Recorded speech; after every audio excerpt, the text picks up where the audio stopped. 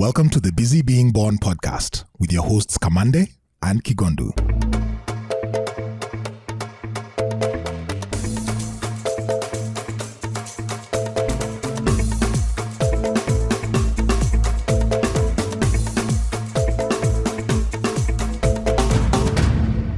Hey, what's up? Hey, tukandani, man. I'm alright. How are you? Easy, bro. Hey. I could be better, but I'm blessed. Yourself? Yeah. I'm very well, thanks as well. Uh-huh. I think there's always some space to be better. Oh, for Right? sure. I think mentally, physically, Yeah. there's always some space. Yeah. So I'm Yeah, also man. in that space. For But I sure. think I'm remaining untouched by it all, by the ups and downs, the vicissitudes of life. Yeah. Because- Observer. Yeah, just trying to observe as much as possible. Observer. Yeah. Okay. But other than that, I'm alright, man. Hapo sawa, Yeah, man. nashukuru. Hey, Great 67. and grateful. That's what's up, Yeah, man. man. You've been busy. Niko break. Hey, bana. Jamaa alichukua break you at the guy, beginning bro. of the year. 3 months in, Hey, bana. yo. Every weekend kuna gig. Hey, no. What do we say, man? We are grateful. Mhm.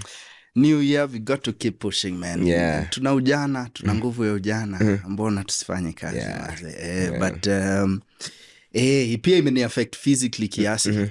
So nimejistretch kiasi the last 1 month. So niko, you know what? Maybe I should actually just take it serious and do a break. So I'm considering this. Yeah. Right now I don't want to promise because tutarudi hapo tu, but I'm really considering Utaenda this. umeze matembe, upige gym 1 month, usikie uko poa. Exactly. You're back at it for the next 6 months. So we will be tunashukuru. Wishing you all the nonetheless. best, man. Wishing you all the best. And Wewe, how's the juggling? the juggling is alright. I mean, work is hectic as always. But family is alright. The kids. The firstborn just turned 6 this week. Congrats, man. Last week ago. Niliona 2 weeks ago. picha nikakach yo. Kwa sababu Yo. ulikuwa na show hiyo weekend. Bro, what do you mean? Ulikuwa na show. Ungehala ndio niseme niko na show. Barogo, congrats, I knew. man. Thanks, man. It's been 6 years. Yes, It's been 6 years. Yeah. And I still don't know what I'm doing.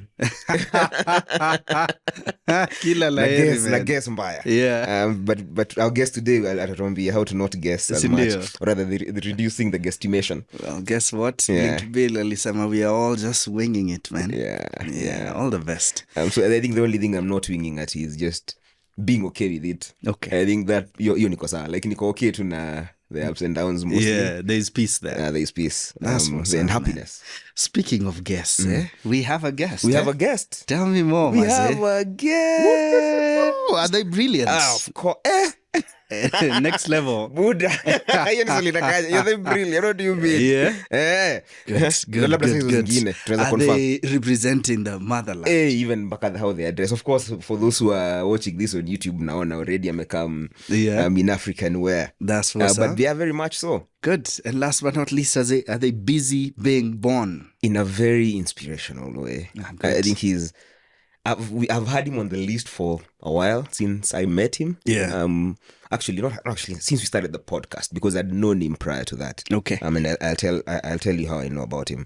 But he's busy being born, and from the first time I encountered him, I'll talk through this as we start. But first of all, let me introduce him. But Go for it. He's busy being born. He's busy being born. Our guest today is an environmentalist and a marketer, or might we say former marketer, recovering marketer. Yeah, I think you never really run away. He never really ran away from it. He has over 18 years experience in marketing strategy and marketing planning, market research, brand planning, monitoring, and evaluation. He has been described by colleagues as a leader and strategic marketing expert who possesses a breadth of knowledge seldom found in professions of his kind. Let me say that again. Go He has for been it. described, and this is in public out there, it's out there. Yeah. Because people are not even shy of talking about him and giving him his accolades. He has been described by colleagues as a leader and strategic marketing expert who possesses a breadth of knowledge seldom found in professions of his kind. From leading Celtel Uganda as head of research and planning to leading Celtel Group in Netherlands as head of geomarketing, from leading Zain Group Bahrain as head of geomarketing, to running 16 kilometers in high school while others were taking the matatu back. From bodybuilding to leading market research at Safaricom. He is, in his own words, most passionate about the environment and birds, to be specific. I learned a new word when I was doing my research. I think it's biogeography. Yes, biogeography. Biogeography, yes.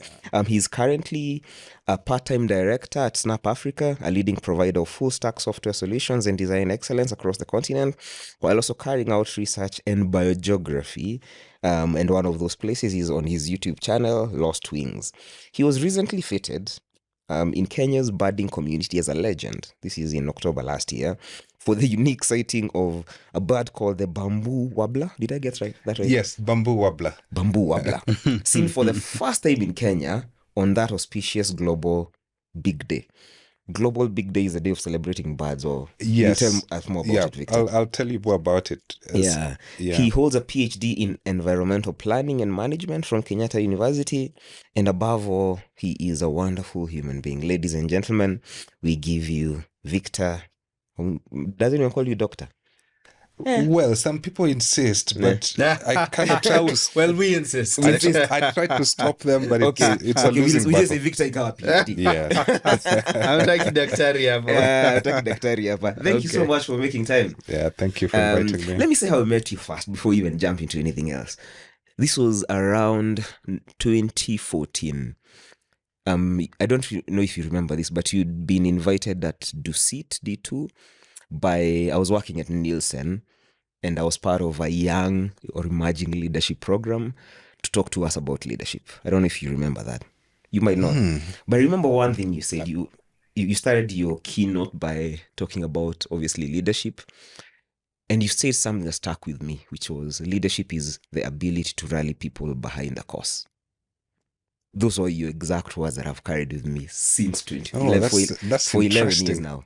That was somewhere in the fringes of my memory. Yeah? So I'm impressed you remember that. I do remember because it was so impactful for me, and that's the sort of one of the flavors or lenses through which I look at every leader.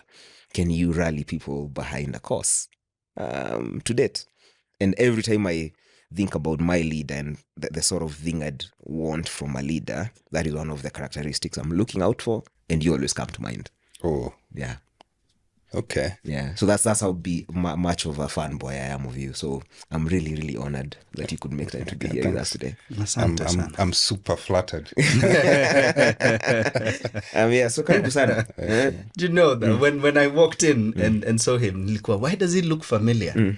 Then it just hit me why he looks familiar. Did you ever watch Generations? Nakumbuka Generations. Yes. Do you remember a character called Archie? Oh, this is interesting. No one has told you look like Archie from Generations. Hadi imebidi tu ni Google niende. No. They actually look very alike. They look very so alike. true. Sindio? Yeah, his name is Seloma Ake or something. Exactly, bana. I'm looking at the guy and no, this is uncanny. You've never had that? No, we had a very interesting conversation even this morning around the different people I look like, and it's impressive. It looks like I look like many people. No, this one You've never had look like this guy for This has sure. never been given to you. And nilikuwa, no, why does he look so? I was even uncomfortable because like my memory can't be that bad. This has never been told to you. It's somebody mentioned that a couple of years back. There you go. Yeah. Okay, thankfully it's Yeah. not the first. Victor, I can go? Jump in. Yeah. Is there anything you've changed your mind about in the recent past? Might be something very trivial, or something really massive and shifting. Ooh. Considering your last guests, you asked them something like that. I kind of had the pre-thought to think about that. And for me, I've been intrigued by the politics in the US. And I think I was completely Democrat in terms of how I looked at things. But then just listening, deciding to take the other perspective and just listening in to some of the counter thoughts. My friends have been kind of shocked when I said, maybe the Republicans have something, coming. I don't want it to be a political discussion, but it's just the strength of discussions, the strength of what, maybe I as an individual stand for, and the strength of respecting diversity. Maybe that's counterlogical, but the strength of respecting the local customs, local spaces, and not trying to push global agendas through. I found that to be a compelling argument, and increasingly I'm listening a little more to the Republicans than I cared to a couple of months back. And my daughters are like, "Oh, Dad, are you serious?" Yeah, so I don't think I've changed my mind, but I think I've opened my mind to listening to something that I've taken, from Obama. We kind of really took that audacity of hope and really looking at the oneness of humanity as a really strong rallying point. But then as the world has changed with the different conflicts happening, I personally think there's a very strong need for peace across the globe. And maybe it's the perspectives with which we're looking at the world that is stopping that peace from happening. And maybe that's why I'm opening my mind to, let's hear what the counter logic could be so that things can settle. Yeah. That's amazing because they have something to say as well. Yeah. There's room for that, for sure. For sure. Commander started on the note of something you said in a leadership forum, and you've just commented on this in terms of recent politics and all the happenings. Without even going too deeply in it, in this day and age, what do you think makes a good leader? I don't know if this has changed within the last, decade but in this day and age, what do you think makes a good leader? And it could be on the different levels. It could be country level, global level. It could be even company level. Okay, that's a good question, but I'll take you. One of the things maybe you'll ask is what are my favorite books at some point. Yeah. But I think if you go back a couple of 1,000 years back, my friends know I used to send a small note to the marketing team at Safaricom every morning, kind of an inspirational thing. But it was based off what is called Stoic philosophy.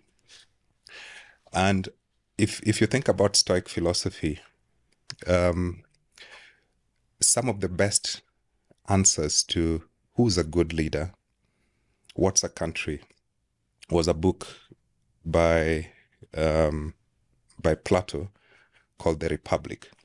Okay, so in The Republic, there's the whole discussion of who's a good citizen, who's a good leader, and it's a very compelling discussion. I mean, look, we got our democratic theories and everything from the Greeks and from things which happened thousands of years back. So maybe to answer that question, you kind of have to go all the way back and ask, is it a democratic leader? There's a word which nowadays people don't use too much. It was called timocracy, and then there is tyranny. We love, as Kenyans, we love the word tyranny Of numbers. tyranny of numbers, Tarakaniti votes and things like that. Yeah. So when you think about it and you think about leadership, then you may have to revisit what some of the Stoics were saying. And for me, and some of the things that have really ran my life is, what is a good life? I think to answer who's a good leader, you must also at the same point almost ask, what's a good life? And when you're asking what's a good life, then for me, again, picking off some of those Stoic, friends of mine, would be somebody who has virtue. Yeah, so somebody who has virtue, somebody who has, who cares about the cause that they're trying to bring through. Yeah, so you have virtue and you care. Courage. Yes, you have courage. Interestingly, one of the books I like is a book called The Courage to be Disliked. Yeah, so if you have courage to stand up for what you think is virtuous and what you think is actually progressive, then I think that's a good leader. It's a tough question, because in between there, then I think I would throw in a word like empathy. So somebody who's able to feel the pain of others, somebody who understands the different points where somebody's coming from. We all grew up really differently. Where I grew up and my history is vastly different from where you grew up. So the ability to step back and to maybe for half a minute walk in your footsteps and see the world from your perspective, and then attempt to infuse that vision and that clarity of how things should happen and how things should go, then I think that's a good leader. Yeah. But it's a tough conversation. That's very philosophical, very early on. So. Only just began. I mean, you've listened to a couple of welcome episodes. to Busy Being Welcome Gone. to Busy Being Gone. I was smiling because we've actually done an episode on Stoicism. Okay. Both of us are huge fans of Stoicism, of Marcus Aurelius and Seneca. And also, there's a guy, I don't know if you know him, he's a marketer as well. His name is Ryan Holiday. He's sort of behind the Stoic Renaissance. And so he sends a newsletter. So when you talked about it, I was like, was it, were you trying to do a similar thing? He sends a newsletter called The Daily Stoic. Okay. Maybe it was something quite close. Yeah, so you're on the path to doing a similar thing. Quite close. Yeah. Yeah. And it's interesting when you began the conversation today and, Kigondo asked you, so how are you doing? And you're saying, I'm pushing it on a daily basis and I'm fighting, kind of fighting to just ensure that, I keep strong. And I was thinking back and I was like, oh, that's very stoic, because one of the things with Stoicism as well is Heraclitus, who said that you can never walk the same river twice. Yeah, so you can only go over a river once, and then that water goes, and then, the next time you walk over the river, it's a different river. So you're also a different person. Yeah, well, interesting one. But I think biologically, yes. Some days I question whether I'm the same person who I was 10 years ago, because your cells have all changed. Yeah, absolutely. Your skin, even your brain. Your brain, everything is new. Yeah.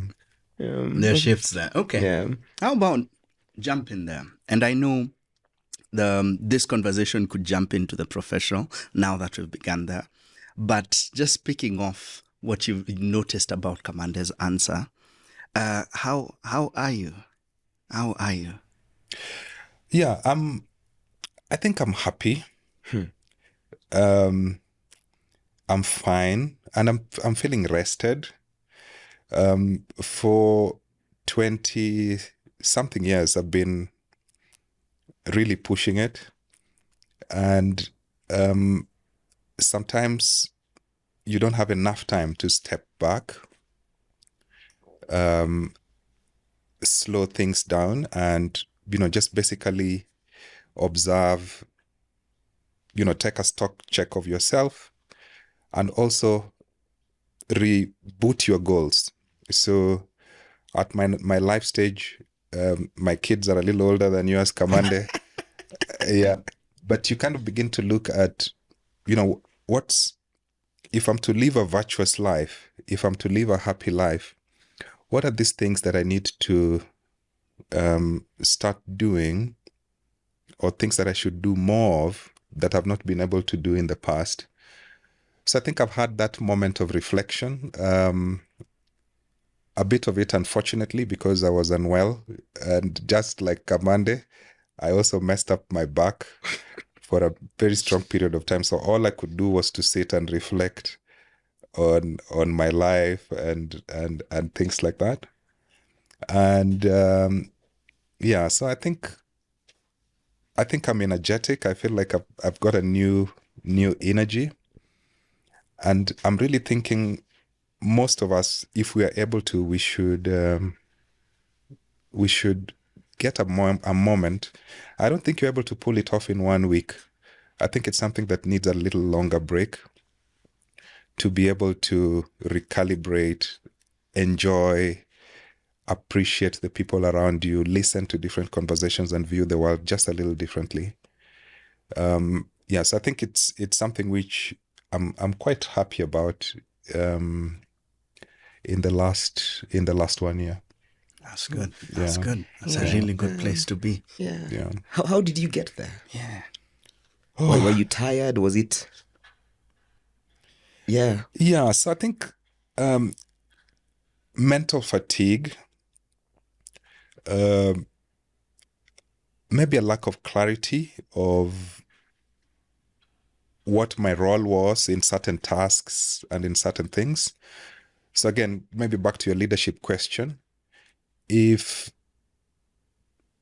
you are doing something for someone and you find that you're not really clear what it is that you're supposed to do, over time it can begin to weigh you down.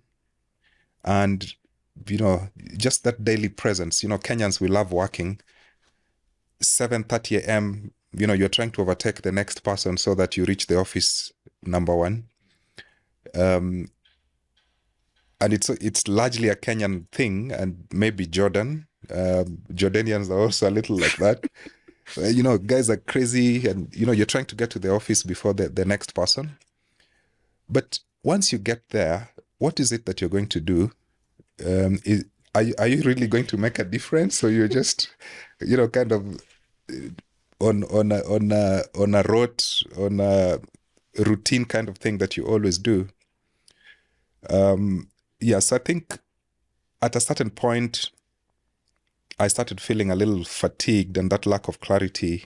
I strongly believe that I should be spending my time in things that change society, in things that transform people's lives. I love to work on projects that transform people's lives. I worked in a company called Land O'Lakes, and what we were trying to do was to work with farmers so that they could improve the amount of milk that they're producing and things like that. And it was one of the most joyous moments of my life, because you go to a farm after a year and the farmer says, "Victor, that stuff you taught me has allowed me to take my kid to school." And the person is so happy. He's like, "I have extra cabbages, carry them to Nairobi." And you turn up in Nairobi with more cabbages than you normally buy. And everybody's like, "Where is all this from?" Yeah. But you see, the happiness you get from being able to do something that's actually impactful, it fires you up. It makes you want to do more and more of things like that. So, I think I don't know whether I've veered off from your question. No, it's all part of it. Yeah. Can I ask a question? Yeah. Obviously, we do this podcast first for ourselves. And so it's an opportunity for us to learn from people that we really admire. And that gives us a space to also be vulnerable in the questions we ask. And so my question is, how is it possible for you to balance that compassion and let's call it a desire for now, to improve people's lives and live the good life and make money as well? Because I think for me personally, I'm at that stage where that is a daily fixture that I have to sort of battle with. And it's honestly part of the reasons why I do this podcast, because it allows me that space to sort of do things that I think are impactful, even if I think that whatever I do on a daily basis might not be as impactful as I'd want it to be. And so, is it possible? Yeah. So I think there's two clarifications. The first is, in whatever we do on a daily basis, there's a chance that we're creating some impact. Okay. Is that it's far. You can't feel it. If I created a software solution which was able to solve a problem, and I'm seated in an office somewhere, I'm still creating impact. It's just that it's a little far, and it's sometimes a little abstract. So I think the question is, how do you bridge that gap with something that allows you to be a lot closer to the action? Because I think that's the human side of things. And for me, you probably answered a bit of it where you've started this podcast. So for me, is how do you get a hobby? There are people who are in Rotaract Club and things like that allow you to bridge that gap. How do you get a hobby, or how do you get something else that allows you to bridge that gap? And I'm thinking, for a lot of people, instead of going to relieve that tension by going to a club and drinking from 4 p.m. to the next morning, that tension may be best relieved by getting a human moment or a human task that allows you to link back into that gap that you're having on a daily basis. Because I think the other one, you're basically just postponing the problem.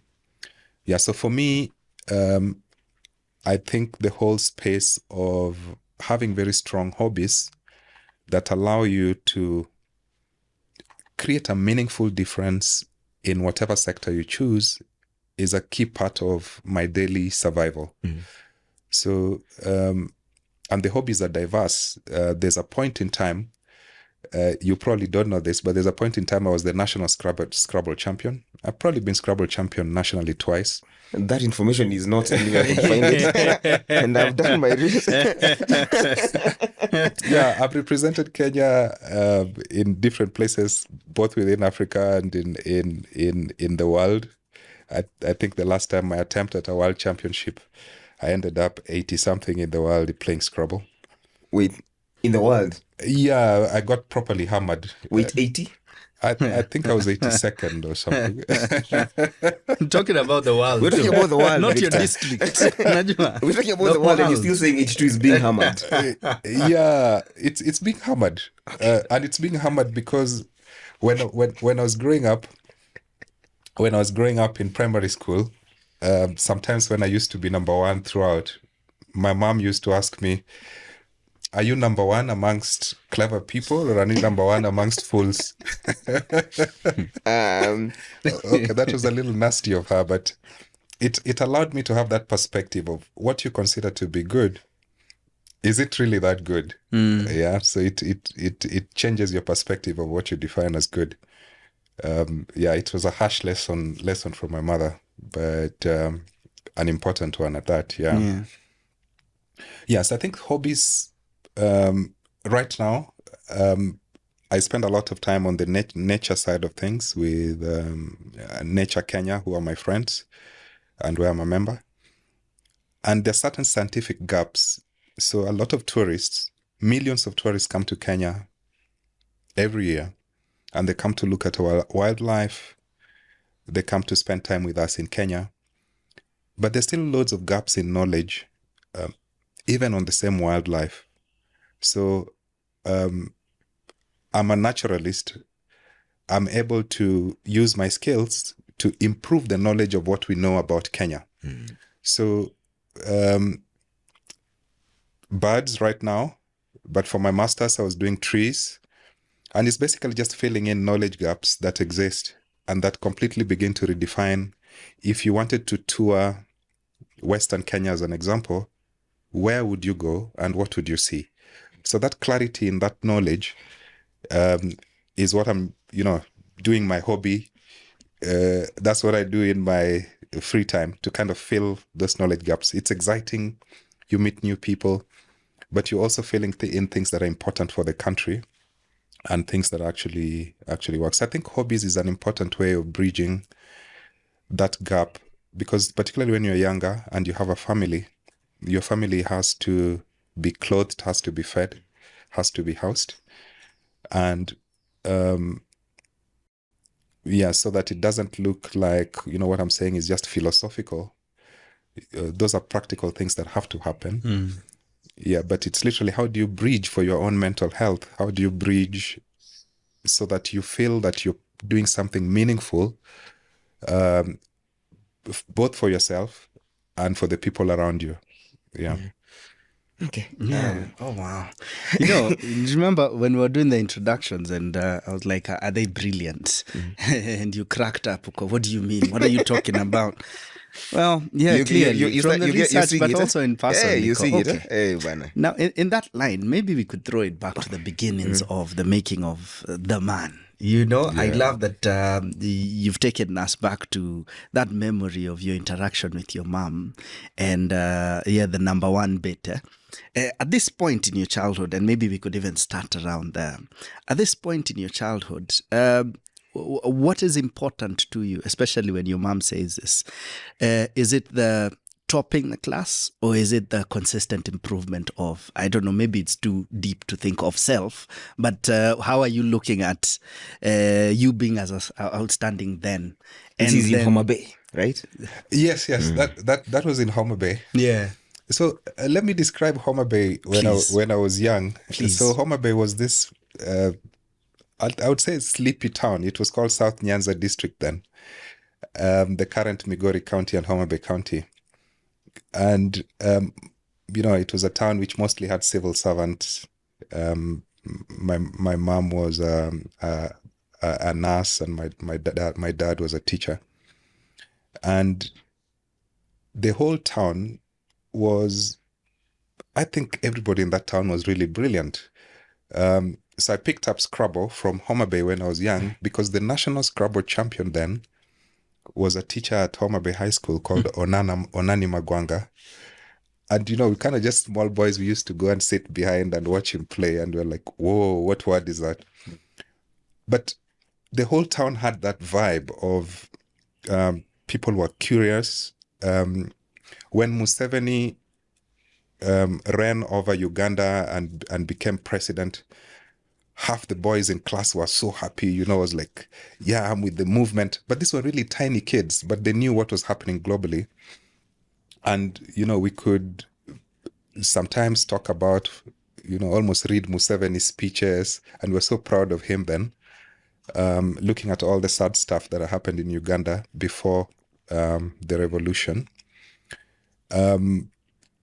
Boys could easily recite, Collins Odhiambo, who's a lawyer now, could easily recite Martin Luther's full stuff. So there was that vibe in the town where people were curious and people really wanted to make a difference. And I think the country was also different then, because Big G used to have those rappers where in was, flags of different countries. So one of the games we used to play was, we pick those rappers, and then randomly somebody asks you, oh, I have Peru. What are the colors of the flag of Peru? What's the capital city of Peru? What's the president? Wow. And, we kind of had that game going. But considering a chewing gum, was kind of initiating that conversation amongst kids, I think nationally means there was a certain curiosity that maybe is missing right now. So Homa Bay was a little like that. And I don't think I wanted to be number one per se. I think it was just that constant improvement, constant learning. We had a teacher, he was called Mr. Guaro, and he used to use the biggest English words, so he used to, when we were a little foolish and stuff, he used to call us country bumpkins and scallywags. and so we were always trying to like, oh, what's the next big word the guy's gonna use? And Yeah. we went through the dictionary so that next time he wouldn't surprise us. Yeah. So there's a bit of that culture. And I think while you are saying that, you know, Victor is sharp and stuff, I think it's probably the society and the people I've hung out with that make it the man. So there's a bit of, you know, people pushing you and the society making you think in a certain way and kind of molding you towards a certain space. So that's a bit of how Homa Bay was. Yeah. How was it at home Yeah. with a nurse and a teacher? Yeah, so my mother was a little tough on us. We had a disc in the house, and the disc was no one should speak Luo in the house. She was like, Luo is not going to take you anywhere. Well, I kind of disagree a bit with that. But Luo is not going to take you anywhere. How good is your English? Wow. So the house was a little like that. And I don't know how many houses had discs. Discs were for schools and stuff. Monto. Yeah. Yeah. So that was maybe a little military. Yeah. Yeah. But then you'd go ahead to be the national Scrabble champion. Yeah. Yeah. Yeah. Yeah. Siblings and all. Yeah. So my siblings, I'm the firstborn. My sister Flora, she's an urban planner as well. So loads of love for geography and math. My brother Alex is a writer, Alexander Ikawa. Maybe you've heard of him somewhere. He writes quite a lot. He's in the artistic space. And then my sister Kathy is an environmentalist. So it looks like, I haven't thought about that. It looks like there's a bit of an environment geography thing going on there. There's a pattern. There's a pattern there. Yeah. I'm just curious. I want to throw it to modern day just a bit, and then you can go back. Curiosity, that has come up quite a bit. And I think even for me as a parent and Kigondu as my assistant parent, I know that, godfather of my son, we really would like to nurture curiosity as one of the main things. Of course, there's kindness and compassion, but curiosity is up there. How do you think about inculcating or teaching curiosity as a parent now, outside of that Homa Bay environment? Yeah, that's a tough one. I don't know whether I have a straight answer, but the one thing I've seen with my kids, so one is in law school, the other is in engineering school, and the other is a little younger. The one thing that I've seen with the kids is they observe the parents. So if you are there telling the kid that you need to be curious, but they look at you and you're not curious yourself, I think they'll never buy it. Yes, I think it's just that natural thing of you come out of the house and you're like, okay, what's this plant out here? What's on the plant? What insect is that? Oh, the moon is up. What's the arrangement of the moon up? The car is spoiled. What could be the problem with the car? Is it the cooling system? Then you kind of, as you're going through that, you're forced to explain what a cooling system is. Maybe some days successfully, some days not. Yeah, but you kind of begin questioning, this is the problem. I need the problem fixed, but you need to describe the problem. So it's a tough one. It's a tough one. It means you have to be present as well. You have to drag them into your environment as well. Because if not, the internet is going to take over.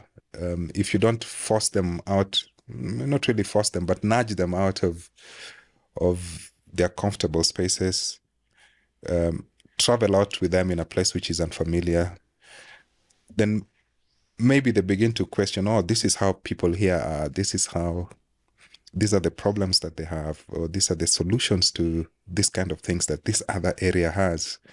and you begin to have a conversation around solutions. I don't know whether I'm successful. I'll be able to tell in maybe 20 years' time. Yeah, but I'm thinking, yeah, kids really observe what you're doing. Huh?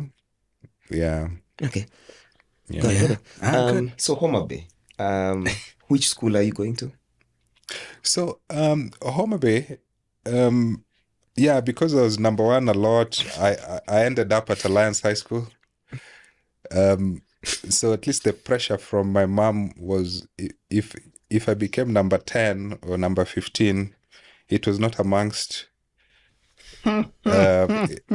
fools. So yeah, but there's a bit of pressure there then that, why are you not number one at Alliance? Yeah, it's just that there's so many other bright boys there who are still my friends to date. Picked off different things in life.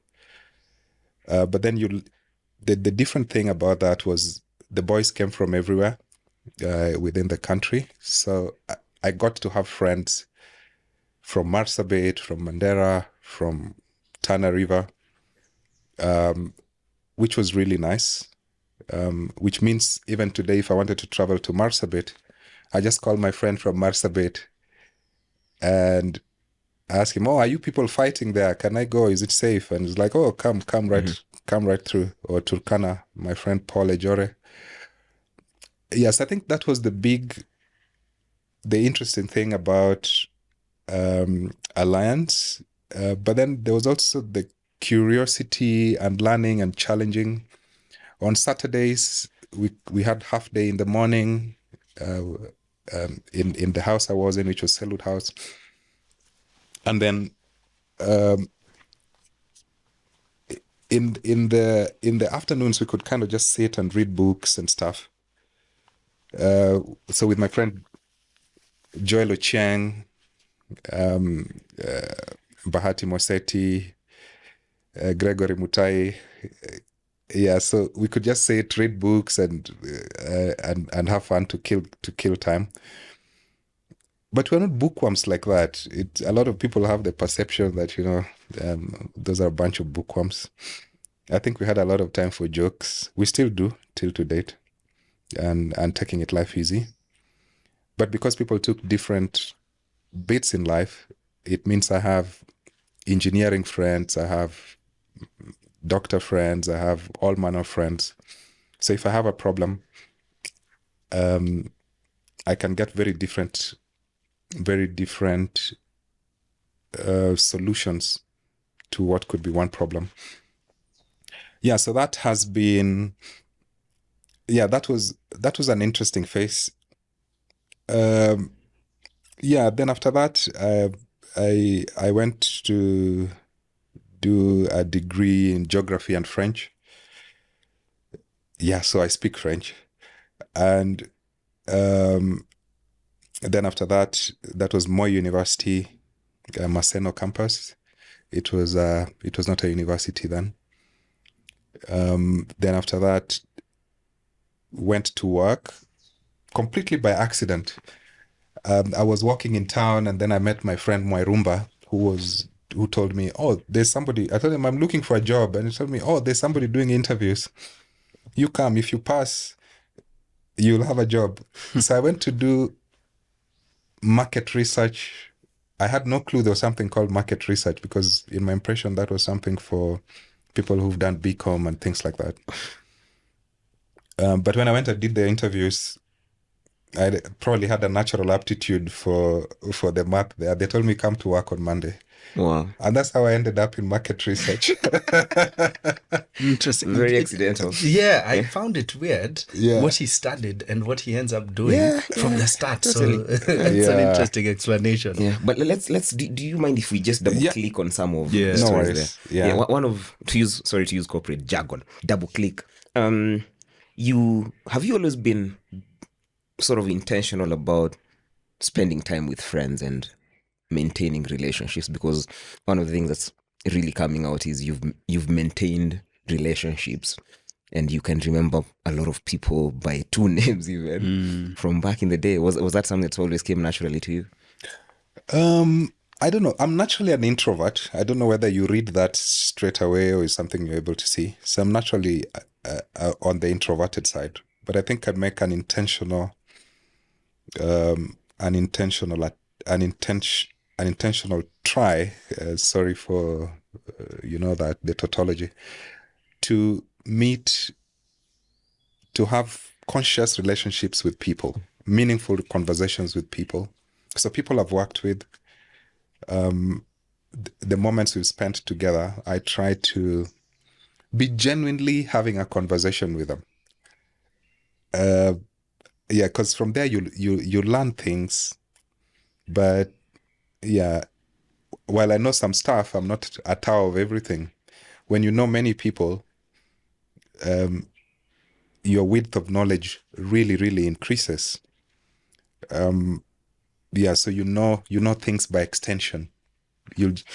Somebody's a phone call away and is able to give you guidance pretty quickly. So I think that's been pretty useful, because again, even with jobs, after my first job and all, even with jobs, it's been people reaching out and saying, Victor, can you help me do this? Victor, I'm stuck here. And it's because you had meaningful relationships and attempted to solve meaningful problems together in the past. So the people I've met, to me, they're allies that I've met across the way. We've shared, our times together. But in that togetherness, it also opens a really vast opportunity for things that I have no clue will happen. Yeah, so things that I have absolutely no clue will happen. Yeah. Look at that.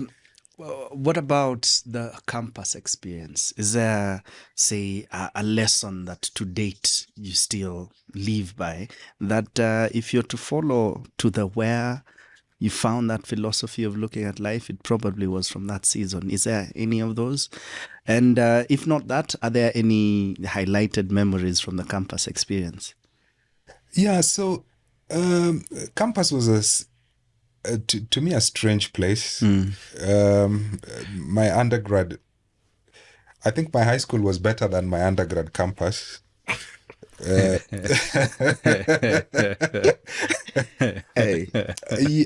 Yeah, but that said, there was a few lecturers who really stood out for me. So in the French department, there was the Professor Ngoi Mwilambwe and Mubalama Mulenda, the two Congolese who are really, really good philosophers, I thought. And some of the courses they took us, so you had to go through a lot of literature on some of the French literature, African literature, French literature. So Jean-Paul Sartre, I'm thinking about some of the philosophies in some of those philosophy conversations, I thought were really enlightening.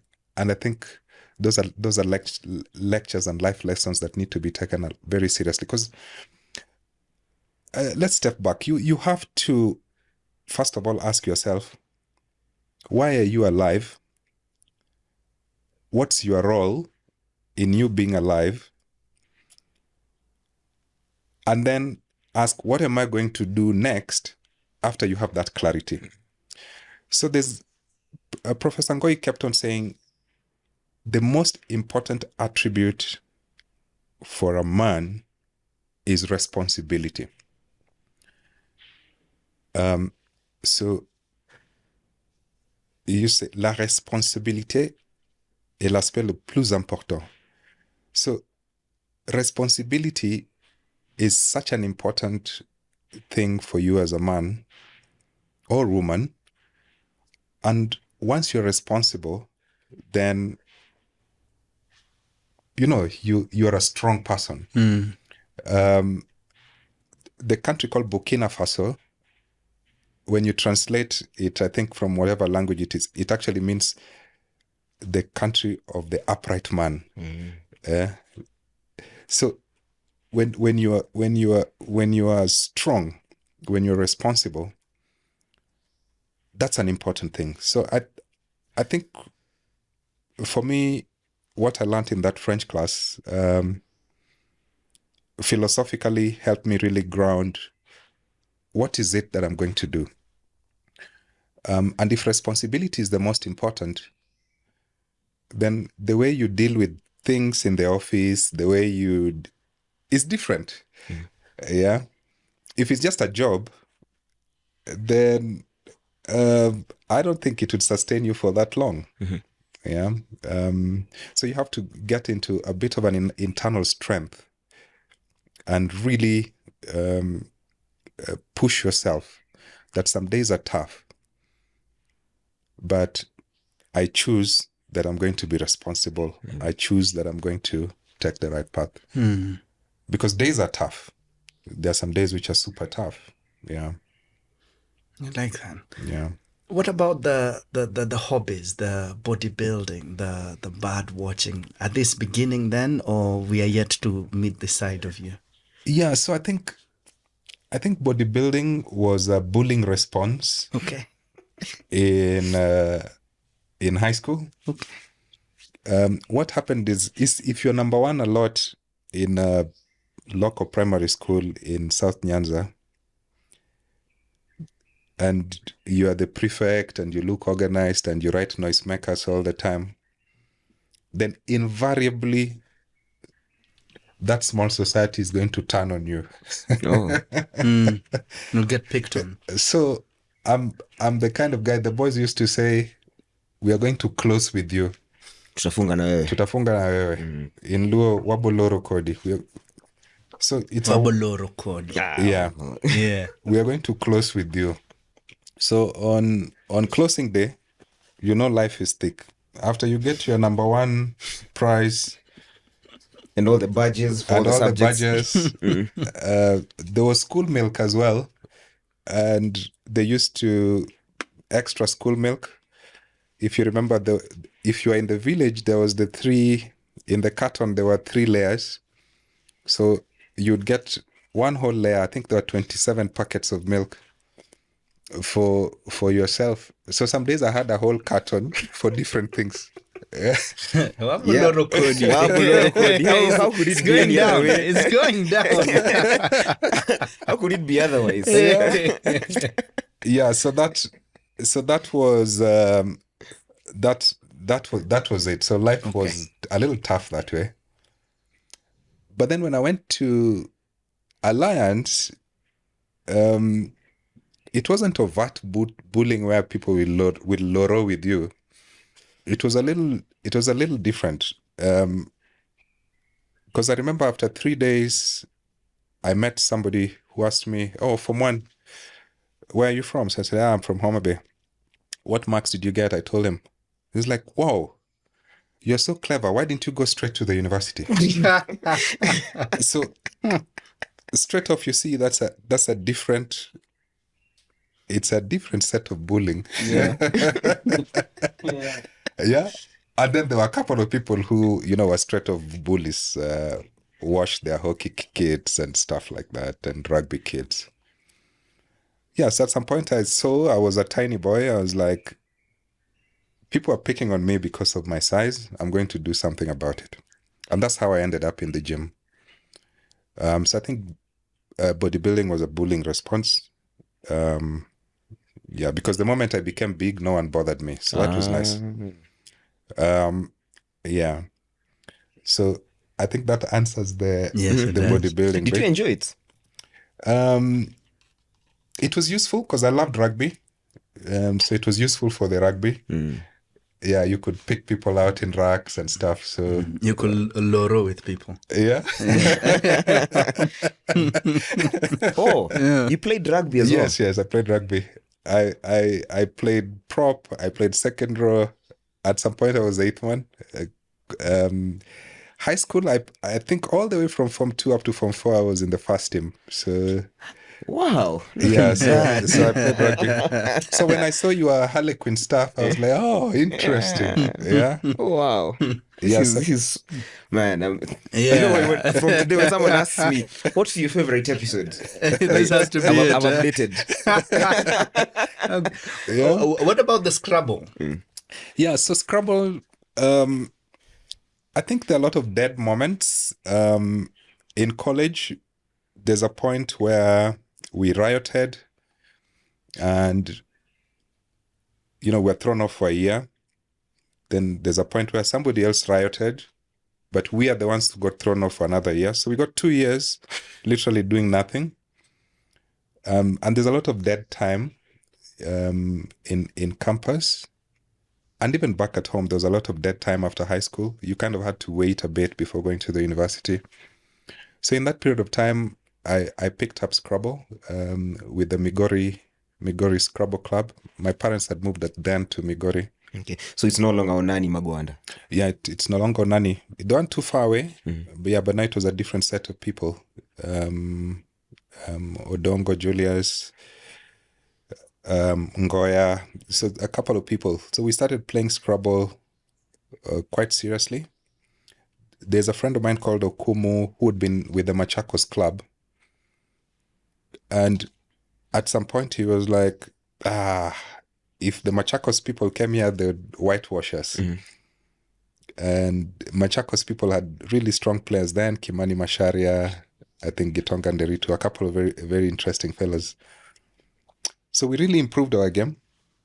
And then one day I got the courage to go to a national Scrabble championship.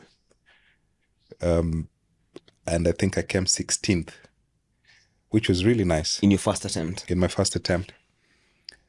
But then after that, it became a bit of an addiction. And within college, I remember there was a Mind Sports Olympiad, which was being done in London. And I went for the competition on the Scrabble bit, and I was second in the country. I was like, okay, maybe I'm good at this thing. Yeah, but the money which we were supposed to travel with disappeared and stuff, so I ended up not traveling, which was really upsetting. But I think that's a classic Kenyan story, or maybe even international story. So that's how I ended up playing Scrabble. So Scrabble has always been a part of me. When I'm bored, when there's dead time, there are nice apps online. You can just log in and play different people in the world. A couple of them think you're cheating because you put words there that they have no clue, and they unfriend you, and you're like, okay, cool. You're using AI. You're using AI and stuff. But you're like, okay, well and good. Yeah. Two random questions. Actually, maybe not so random. I did not know that there are Scrabble clubs in the country. Do those still exist? Yes. So if you go to Steamer Club, even today, I'm sure there's even a tournament today going on at Steamer Club. Wow, okay. Yeah, and we have some really, really good players now. Kenya is number 2 in Africa. Nigeria is the one which beats us a lot of times. But in Africa, we have a really, really good team right now. Okay. Yeah. What does it take to be a good Scrabble player? Whoa. So there's several perspectives of Scrabble. So the average person would not know this. I mean, if you just went on playing Scrabble daily, you'd need this kind of mentorship, which I'm going to say. One is your strategy has to be really good. So strategy is really simple.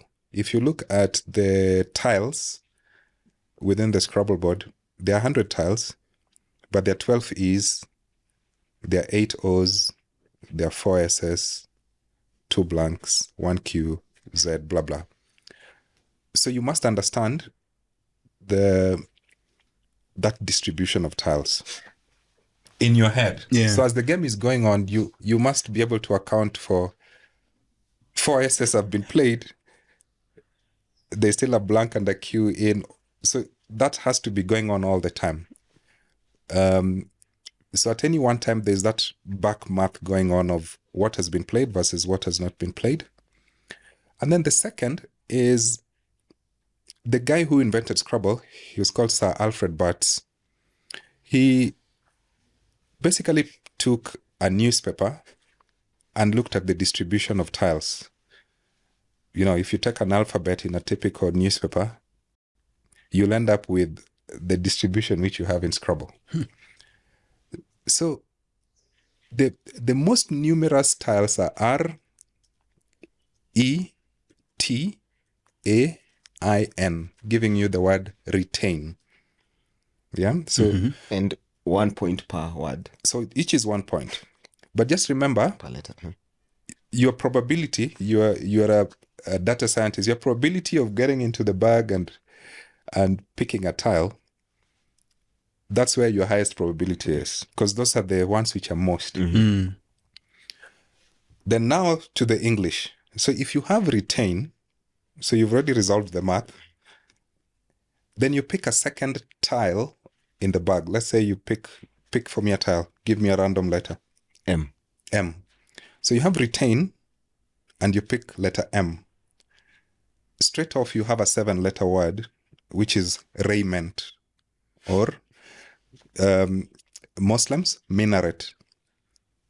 You know, so minaret is that tower on top of a mosque. Yeah? So that's a minaret.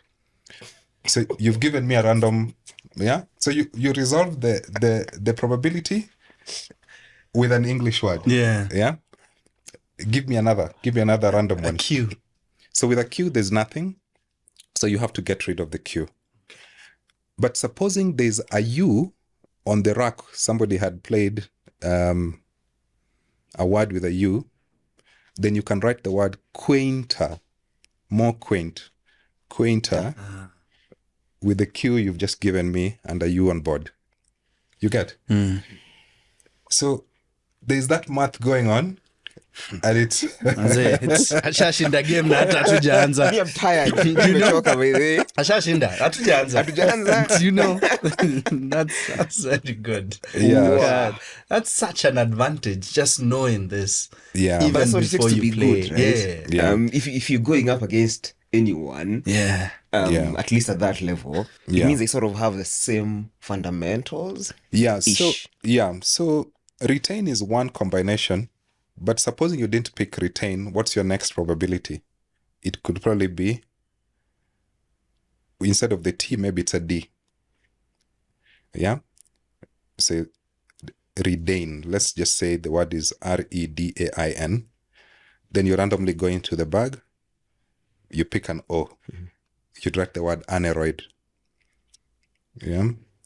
Or, yeah. So that's the way the person will constantly be thinking. So the top players in the world know maybe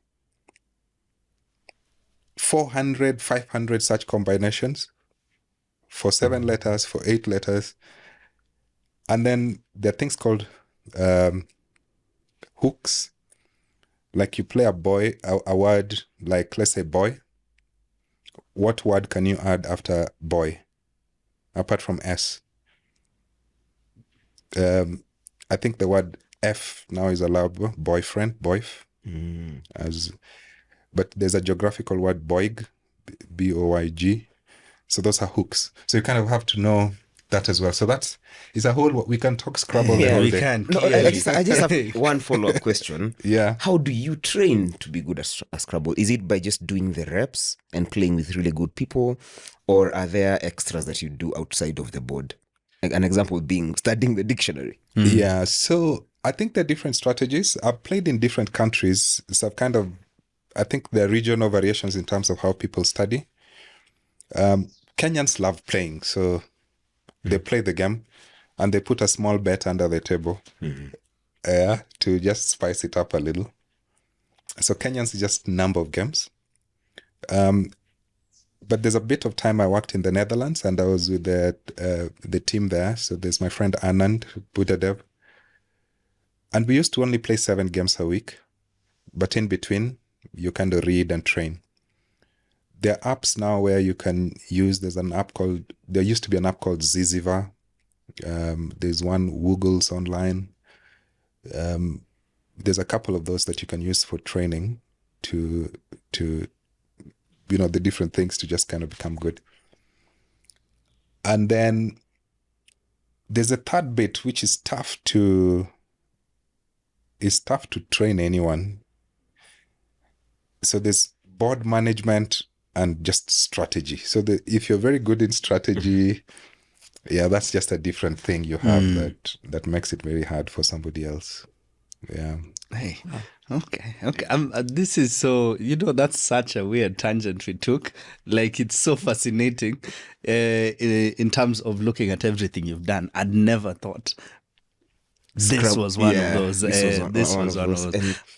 And you clearly have a way of sort of doing things and going all in when you choose something. Yeah. Or when something finds you. I don't know which is which. I don't know whether there's a bit of an obsessive compulsion. I don't know. I was trying not to use that obsession. That's not obsession. But yeah, you said it yourself. Sometimes I think there's a bit of an obsessive. When I pick something, you run with it. I go overboard. Yeah. Because why stop halfway? Yeah. Yeah. Okay. All right, let's jump back to now the beginnings of a career, and I'll ask it in a sort of weird way. What is the difference between how you spend your first salary and say your priorities 2 years later? It could be 2 years later was a different job, but yeah, the first check or the first cash you were given as these are your wages, this is your salary. I'm sure your priorities were different. So yeah. So my first salary, it wasn't much. We decided we were going to. Well, my first salary I earned farming. My grandfather gave me 4 acres of land, and I planted maize. And the first money I ever touched was because I sold 20 bags of maize. And so this was not even the marketing. This was not marketing. Okay. Then in between there was a bit of a hustle distributing milk in Migori. Maybe I should have taken that hustle more seriously. Yeah, but sometimes you have this pressure of you're a graduate. What are you doing running around town distributing milk? Which I think is something I could have done differently. But my first formal salary, I think it wasn't much. And the big query was, how do you pay rent? So me and my friend Aaron's chair, we had a house and, we had to pay the bills and, kind of have the makings of your first belongings. Yeah. And in between there, once in a while also disappearing into a club and finishing the money and being broke. I think that was nice, but it should never extend too much. Yeah, I think if it's your first salary, maybe let go for a bit, enjoy yourself, but then I think straight off you need to focus on many other things. Yeah. Did it take you at least 2 years to learn this? It took me around 2 years, maybe 3 years to learn that. You're human after all. Yeah. Yeah. It takes a bit of time to learn that. Yeah. And by then, are you still living with your friend? Are you in the same job? Yeah. So we were in the same job, literally doing the same thing. Yeah. We're kind of twins in a lot of ways. Yeah. Okay. And then, I got into a more formal relationship with Rachel, who's my wife. So somewhere year 2, I had to look at life very differently. So life had to completely shift into a lot more responsibility, which I talked about earlier on. But I think we were working too hard as well. I think we were easily working up to 3 a.m. For weeks on end on some tobacco industry and alcohol industry related jobs. it's not bad. I'm looking. I see people in clubs drinking, some of that stuff, and I'm like, oh, I worked on this many years ago. Yeah, so there's a bit of, you feel happy about that, but those were really tough times when we really had to push, because all we were interested in was to have a good CV and a good reputation in the market, so that if you turned up somewhere, you'd be credible, because we had nothing. So we were willing to absolutely kill ourselves to have something in our resume. So which I think that's not a bad thing. Yeah, it's not a bad thing. How long did it take before the next major shift? So it took 4 years before the next major shift. And it was a really interesting shift, because I discovered that my boss had called us intelligent but cheap labor. And I felt super hurt by that. So I resigned on the spot and left. Wow. With no strategy at all. Without another job, with And no what did strategy. Rachel say about that? Yeah, that was, it wasn't clever. Okay. Yeah, but luckily I'd made interesting relationships. So within a month, I was doing something completely different. I was in the dairy industry doing monitoring and evaluation, monitoring cows and stuff like that. But I think people have to be, I still think so, people have to be treated right. You cannot call your employees cheap labor. Yeah, particularly if you know they're sharp and they're helping you move the needle. And if they are from Homa Bay and went to Alliance. Yeah, I resist. That's a deadly combination to call cheap labor. No. Yeah. Okay. So Land O'Lakes is, I suppose, is the next stop, right? Yeah. Yeah. How was that experience? So Land O'Lakes was really nice. Actually, my mentor is an excellent individual called Yese Oenga. He was my boss at Land O'Lakes, and it was really, really nice.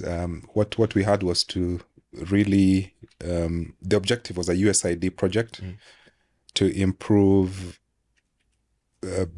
breeding of cattle in Kenya, to really push stuff so that the dairy industry works. So, as an example, before the project, in order to do insemination for cows, you had to have had a Bachelor of Veterinary Medicine degree to do a simple process like inseminate a cow. So within that project, we were able to influence ministry to, kind of just have some small ministerial gazette notice that stated that if you did a 2-week course at a Haiti Animal Health Training Institute or wherever, you'd be able to inseminate cows without anyone harassing you. And straight off with that one sentence change, there were at least 800 boys in Meru who got onto motorcycles, had flasks, and had bull semen and were able to serve cows. And within 3 years, the stock of cows in Meru just changed just like that. That's immediate impact. Yeah, so that impact was so immediate, and that shows you the power of some of the legislative processes and what they're able to unlock. My friends, Agnes Gavata, teaching farmers how to do proper storage of silage, keeping alfalfa, which is lucerne, growing lucerne and all that kind of stuff. I thought those were really, really nice moments. So a lot of my time was spent with cooperatives across central Kenya, Eastern Province, and a bit of Rift Valley. So I was out in the field most of the time. But it was, I think it was probably the best job I've ever had. Wow. Yeah. Wow. I think it was probably the best job. Yet he has quite an impressive resume. Yeah. Yeah. So just the energy of the team. Caroline Lucalo on the marketing. We had these ads. I don't know whether you remember them, where the billboards with Kenya Dairy Board, with kids drinking milk and they have milk mustaches and Yeah. stuff. I thought that was really good. So that was a really nice moment. But at the same time, I began my master's at University of Nairobi. And then... Was it inspired by what you're doing? A lot of the people, we were working with International Livestock Research Institute. Dr. Makoni runs ABS-TCM, which was for breeding animals. All those guys had PhDs, and there I was with my undergrad. So I felt challenged. There was Joseph Methu, who was leading animal production, Joe Cavallo. So all those guys had PhDs. So I just felt that there must be a reason why these guys have PhDs, and it was really nice to go for my master's class and get that done. Yeah. How are you balancing everything else? Because by this time, how are we looking at the family-wise? Yeah. And especially because it clearly involves a lot of traveling. How are you juggling all this? In all honesty, I don't know. Yeah. I don't know. Yeah, because I had two kids. I had two kids, Melissa and Leon. And then there was the work, and then there was the university. I don't know. Yeah. Yeah, I think I was operating on strong fumes. Yeah. And responsibility. Yeah. Yeah. What about work-wise, especially because you said this was one of your, favorite seasons? What lessons, especially as a leader, would you pick and say, this 1, 2, 3 pillars sort of made this system work? I think number one is clarity of purpose. What is it that you're trying to do? Then number two, who is going to help you deliver that? And are they super capable and motivated to get that done? But these people, the one thing that I see about all of them was they were very human people. They were very warm, relatable people. They're very happy, energetic people. Just the energy from those people was, just enough to get you going. So clarity of purpose, a very strong, motivated team. And then the other thing which Yese did, which I really loved, was he trusted us. Victor, you're doing M&D, that's your business. And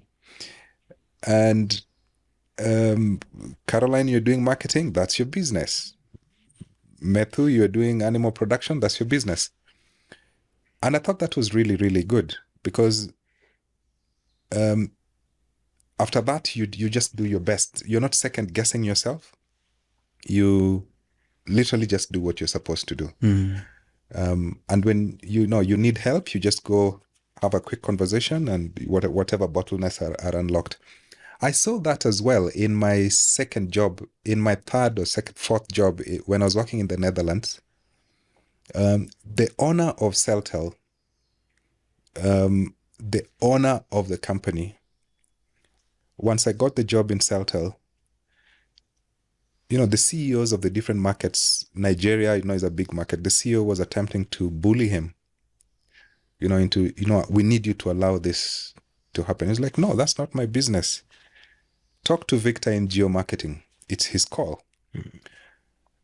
So when the CEO is not the one dashing to do your job, it's very empowering. It empowers you. Yeah, Yes. It empowers you. And, the only time you get stuck is, you need a decision, but there's no decision to be made before you've gone through the due process. So I thought that's a very strong point in leadership. Allow the people that are working for you to do their job why did you hire them in the first place? Yeah. Yeah. Because they're brilliant and cheap flavors. You know. Bana, you broken me. I was in a deep state of Nairobi, man. I was just Brought you out. Yeah. All good. I Yeah. like those. I really do. those. Man, this is my favorite episode.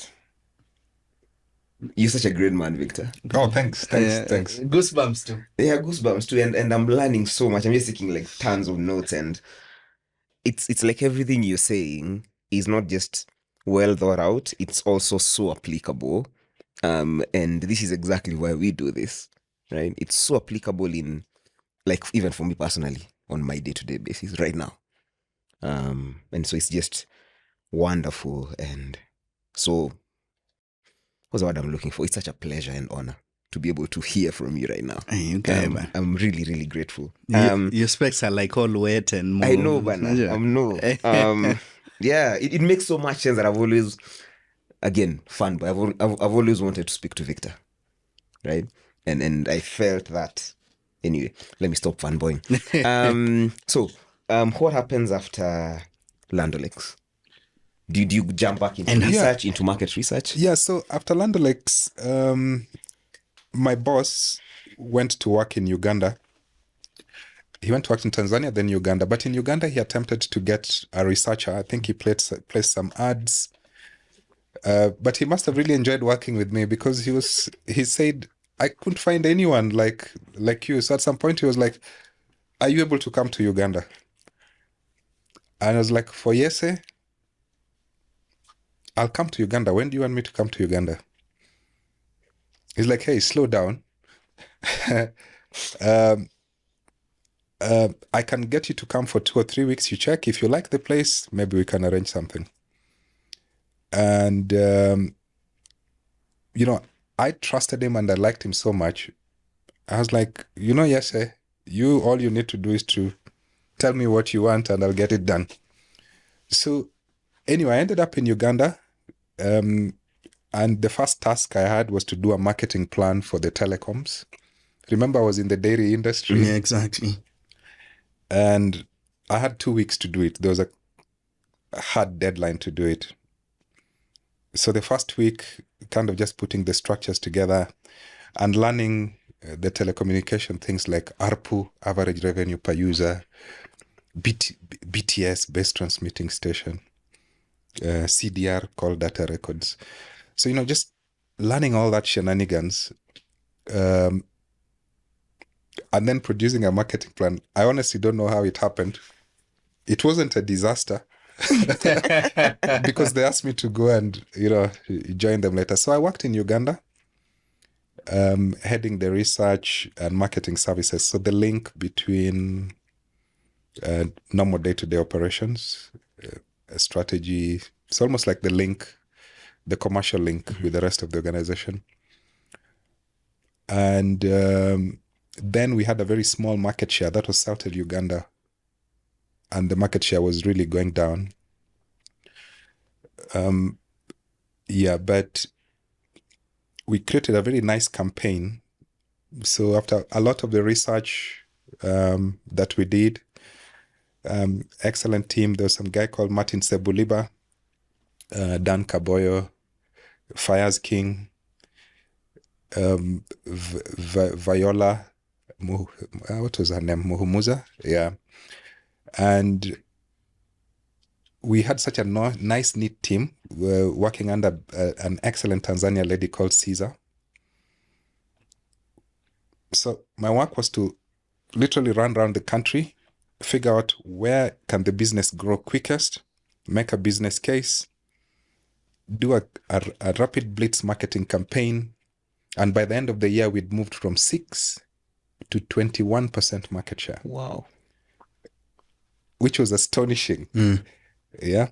There are certain business cases where I was like, some nice ladies from the group told me, Victor, you lose your job if you mislead us on this. I was like, cool, I'll lose my job. I don't mind losing my job. I believe in this.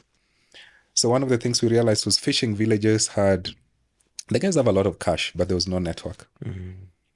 So we put best transmitting stations there. And the business case, which was supposed to run 3 years, I think we got all our money back in 6 months. Yikes. So it was so nice and so enjoyable. And that's how I ended up in my next job, which is I received a letter to go for a meeting in the Netherlands, which was where the group office was seated. And I asked everyone, what's this about? And no one wanted to tell me. So I just got instructions, get to Amsterdam, get to Schiphol Airport, go underground,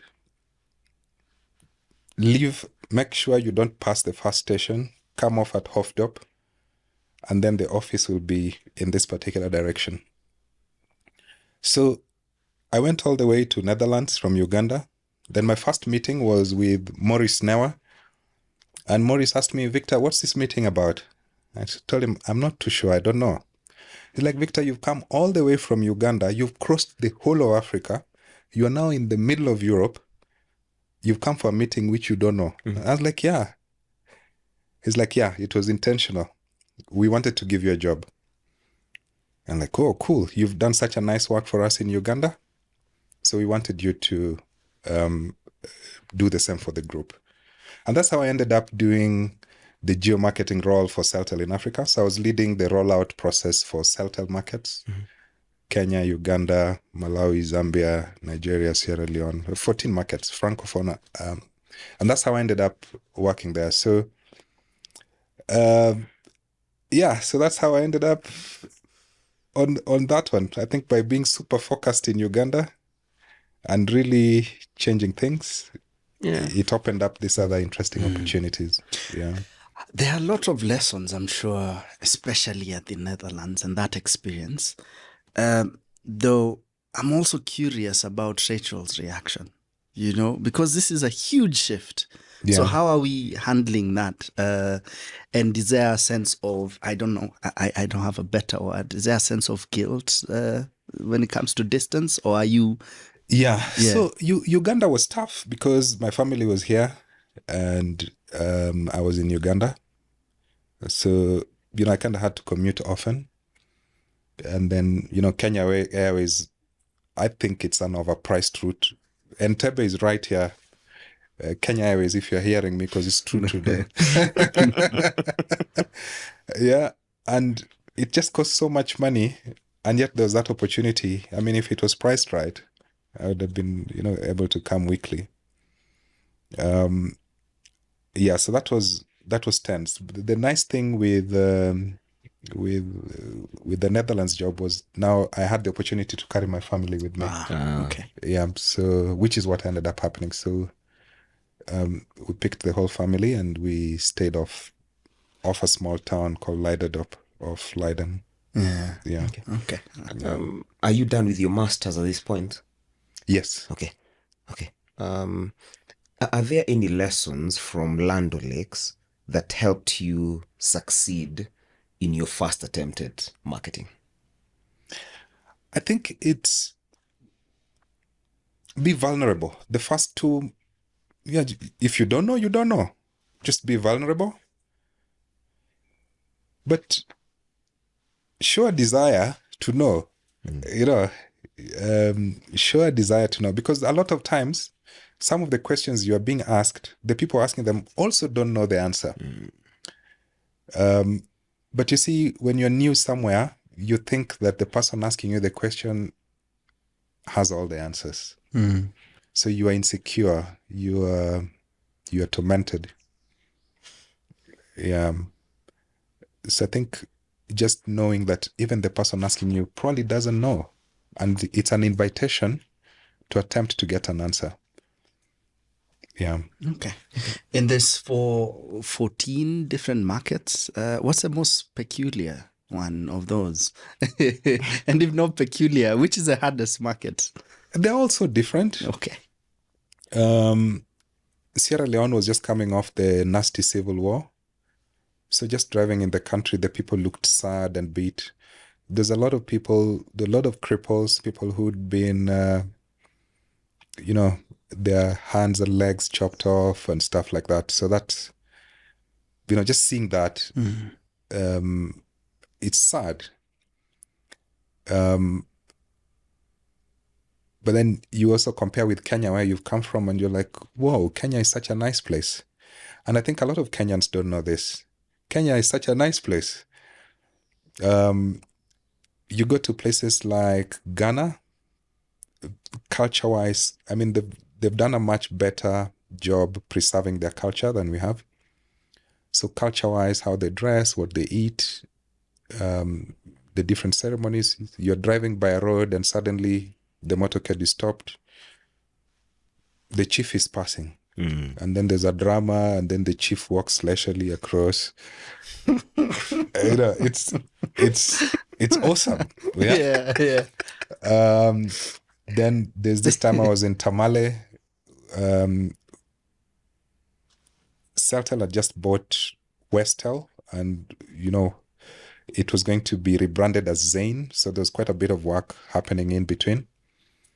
And when I was in Tamale, suddenly the whole town, people are firing homemade guns into the air. Everything is being lit. And, you're kind of just standing there and you're like, even us will get lit. So you kind of rush back and then join the people from the back. Then you discover it's an annual festival called the Fire Festival, which is such a nice thing. So there are all these nice cultural festivals in Ghana, which is very different. There are countries which are poorer than others. There are countries where, the personalities are so strong. Nigerians, you kind of have to be soft and firm as a Kenyan.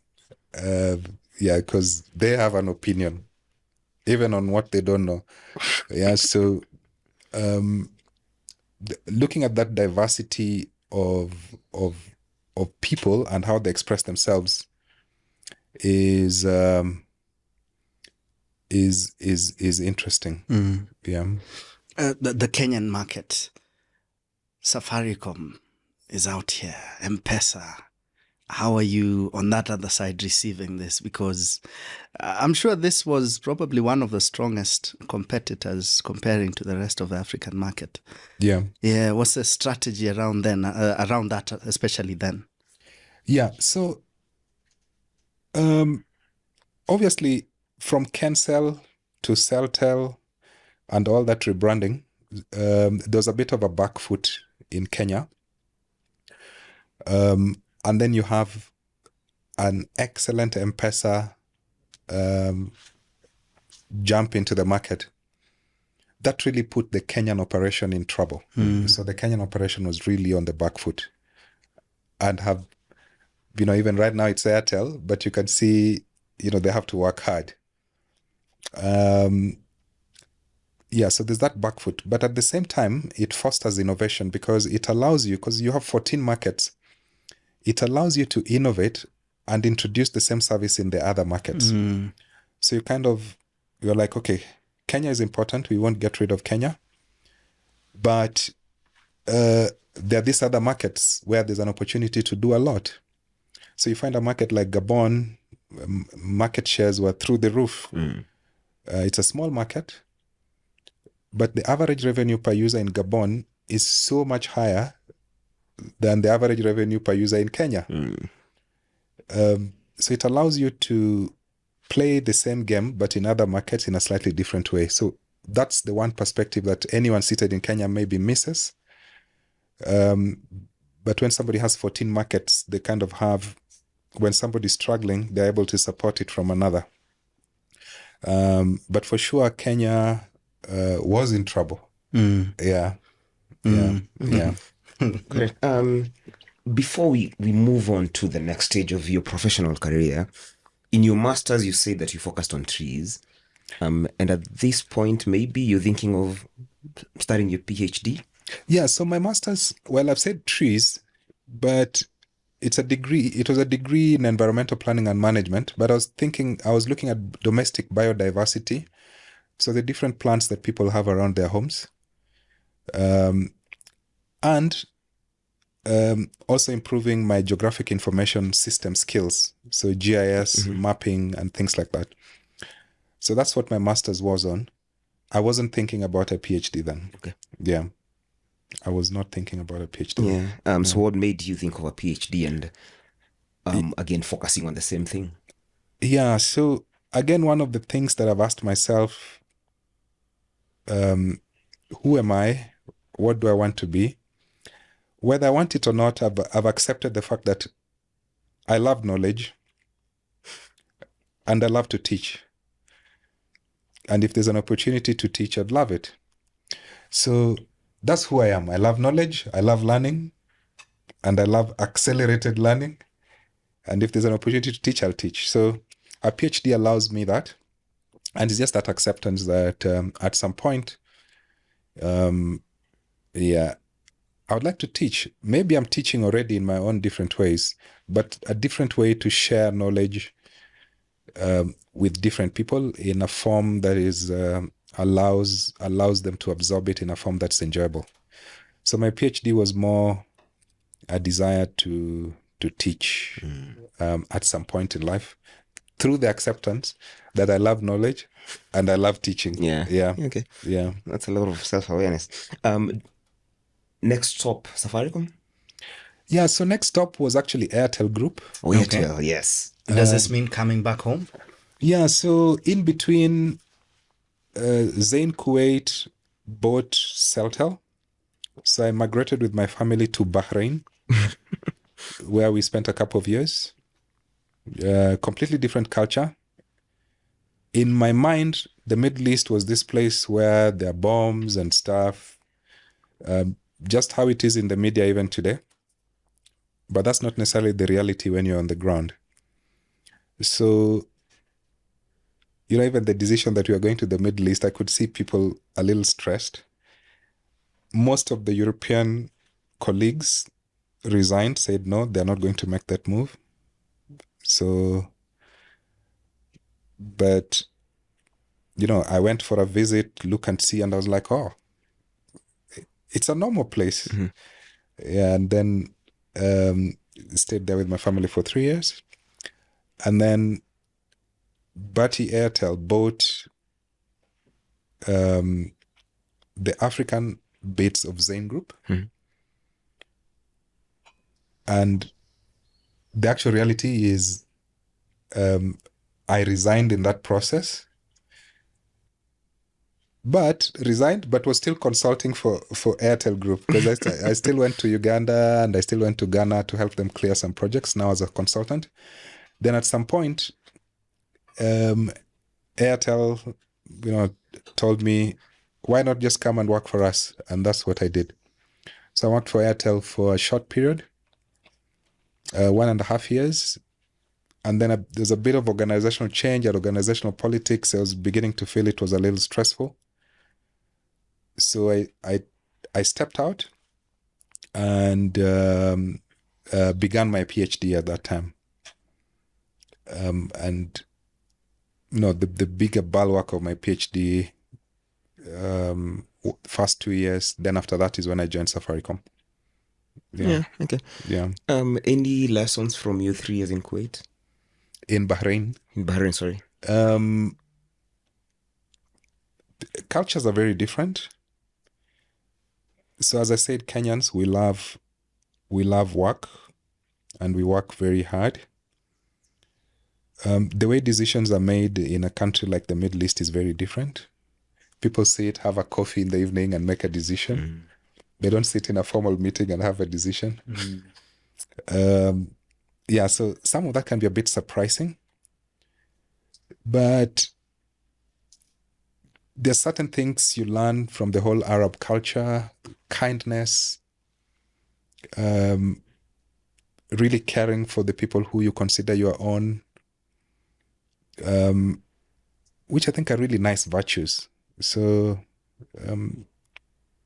when you're with them, you felt you belonged and you were cared for, and they had a responsibility over you, which was really nice and warm.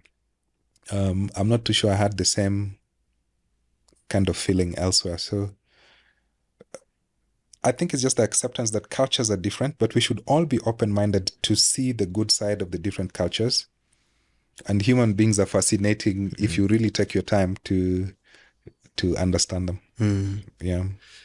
Is there a longing for home all these years away? Yeah, but remember, it's a role which is supporting Africa and all. So a lot of times You're still connected. they're still connecting, traveling back. Yeah, so you're far, but not that far. Yeah. Okay. The time which was worst was 07 or 08 post-election violence. Yeah, that one, home felt really far and really inaccessible. Yeah. Because you're like, is my family, are my friends okay? Yeah. Yeah. Yikes. Okay. Safaricom? Yes. I have a few random ones because I think it's 8 years of a lot of experiences. What's your number one lesson from Bob? Or at least the most memorable one? I think it's people. You must have a strong relationship, or what guides you as a person has to be a real love for people. Yeah, and I keep on saying it just manifesting itself in very different ways. The first conversation we are having is, why are Kenyans dying on the road?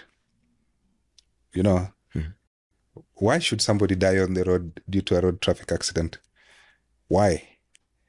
You know, so it's that deep love for people, and then everything else follows. Yeah, so in a weekend when I'm thinking I'm too busy, I'm too tired, I've had enough Safaricom, the guy was playing instruments with people in Korogosho, with young kids, orphans, and you're like, wow, that's a love for people. Yeah. You are saying how you are recovering from hard work. Your own boss has the energy to go and hang out with the real customers. That was really nice. With Inbox Zero. Yeah.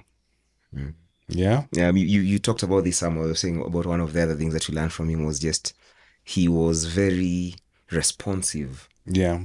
To people. Yeah. And you wouldn't imagine how much it takes for him to be able to do that. Yeah. Just before we leave the Bob aspect, because you talked about him a lot and you seemed to share a few things that I've not found, at least from my research, him sharing with other people. Would you be okay saying something about the last lecture? And what's that about? Yeah. So, again, if the conversation on the last lecture is really around, if you're to check out right now, if you are to pass on or move on to something else, what would you say are some of the most important things that you've done in your life? I think that's the general theme of the last lecture. So there's a book, which is the last lecture, where there's this doctor who gets unwell and dies pretty young.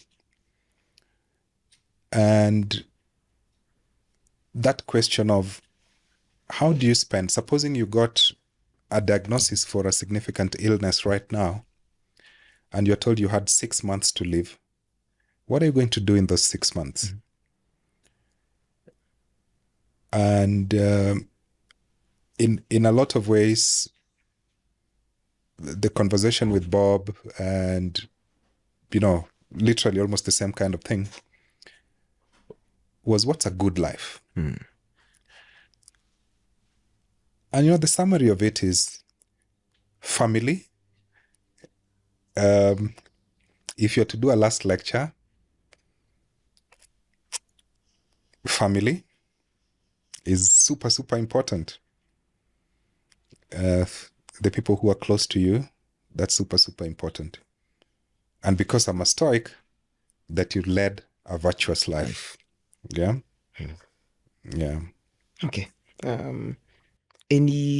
Because you led a big team at Safaricom, without getting into the weeds, what attributes or what traits of your leadership style would you say made you successful, if you consider yourself having successfully led that team? And I know that I have a feeling, actually, I do know that they were successful because I'm still friends with a lot of them. And they can't, all they say is great things about you and how great of a leader you are. Our mutual friend Wangare, who sort of connected us even for this podcast, Tino and I cannot stop saying about how great of a leader and how much he learned from you. So if that's true, what are some of the traits that you'd say made you successful, and how did they evolve over time? I think, the first thing is you're leading people, but the people are not faceless. Person A is vastly different from person B, and person A has certain strengths that person B doesn't have. Mm-hmm. So somebody could be super brilliant. Another one may not seem brilliant, but is very good with interpersonal skills. And if you need relationships between one department and another, the person who will know what's happening in those spaces, the person who creates those linkages, creates those opportunities, may not be the person who, is the most brilliant. But that person has a certain intelligence, a social intelligence, which is normally underrated in a different way. So just speaking on my team at Safaricom, and they've been diverse within marketing, within products, and within research. The people are very different. And the first thing is to ask yourself, what is it that person A or person B or person C is bringing to the table? And once you're clear with it and you've addressed it, then you genuinely empower them to do what they're supposed to do. Yeah, you trust them because you know what they're bringing to the table. And then having conversations, you can have structured formal meetings. You can have structured formal meetings from 8 to 5 p.m. Mm-hmm. But I realized that I used to come to the office quite early in the morning. And somewhere between 6:30 and 8, people used to walk into my office and tell me random stuff. But the random stuff was actually important. The people struggling with, my boss is treating me this way. How should I behave? My child is having this. What should I do? I want to grow in a certain way. What should I do? So it's really interesting that for 1.5 hours, I had conversations which were completely unplanned with different people. At some point, people realized I come in early and people just used to pop in once in a while. It's like open office hours. Yeah, open office. And that was really nice because it was also an opportunity. The people were vulnerable, and it's also an opportunity for you to be vulnerable and to kind of just have a connecting moment. So when you're having a conversation about work, you understand the context very clearly in terms of where the people are coming from. Yes, I think just that openness, but I'm also an optimist. So some days, maybe I was too optimistic. I always saw the best in everyone. In everyone. I think I always saw the best in everyone. Maybe that's my weakness. I always see that somebody is going to be better. Somebody's going to improve. Somebody's going to learn. There's a friend of mine in Scrabble. He's one of the best Scrabble players in Kenya. He told me that when he was young, he was the slowest learner in class. But his dad told him that, you see, these people who learn really quickly, sometimes they also run really quickly and then move on. Yeah? But when you learn slowly, you have a much longer period of time to enjoy that subject. So they're quick learners and they're slower guys. But in the long run, the slow guy may end up being there a lot longer, may end up being the person who has the grit or the desire to stay for longer. So you just have to view people in different lenses and allow them to be the human beings that they are. But you have to be clear what you want from them. Because at the end of the day, you also have deliverables. Yep. Yeah, so you have to be clear. And because you're having constant conversation, you know when somebody's struggling. If you're having constant conversation, you'll know when somebody's struggling, and then you'll chip in to support them, to help, to get budgets, different things that allow that to happen. So that was my time in Safaricom. I quite enjoyed the aspect of Safaricom around transforming people's lives. I think it is a very powerful rallying call, because very few companies have the position that Safaricom has to make a difference in Kenya. So if there's a big societal issue, the person who can rally people on a positive perspective and get people to do, let's say there was an app to be developed for an earthquake in Kenya. Who has the muscle to rally people the quickest? Well, a Kenyan company. I'm not talking Google. I'm not talking. Who has it's Safaricom. Mm. Yeah. So if Safaricom focused on the right problems to be solved for society, then it's actually possible that the country can be very different. Yeah. So that's a bit that I still think, that company has the ability to do. Okay. Yeah. Why? And I suppose that you're part of some of the ideas that actually culminated into an impact in some shape or form. Yeah. Okay. You any questions or? I keep thinking about how interesting a journey it has been, to date. Then I keep coming back to the revelation at the beginning of the episode where we just realized not too long ago you were in a bed for quite a while.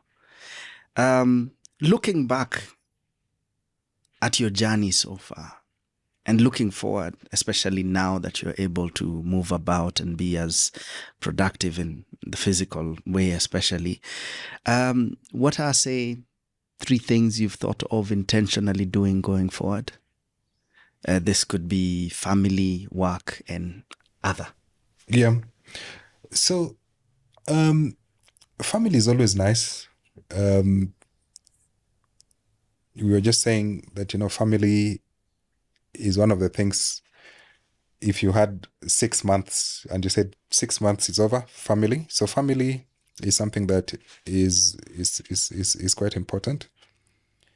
Yeah, but I've set myself a couple of goals. So on the biogeography side, there's these things we call ignorance maps, which are maps of places where there's very little information. Mm-hmm.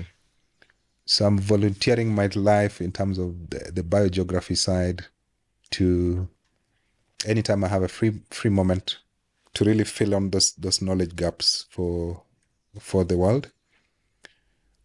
Starting with Kenya, but I think I'll expand it into Ethiopia, DRC, Sudan, and Congo, and Tanzania as well. But then, apart from that, also creating a solution that can employ maybe 1,000 Kenyans or 1,000 Africans. So part of what I'm doing right now, which is with Snap Africa, is trying to organize engineers. One of the things we realized is when you're in a big organization like Safaricom or Airtel or a bank, KCB, Equity, the people you've hired, they can just put in their resignation the next 2 days. What happens to the project you said you wanted achieved? Your timelines change vastly. The whole process of recruiting people, blah, blah, blah, it takes 6 months. Yeah. So supposing you offloaded that problem to somewhere, you just ensured your item was delivered when it was delivered.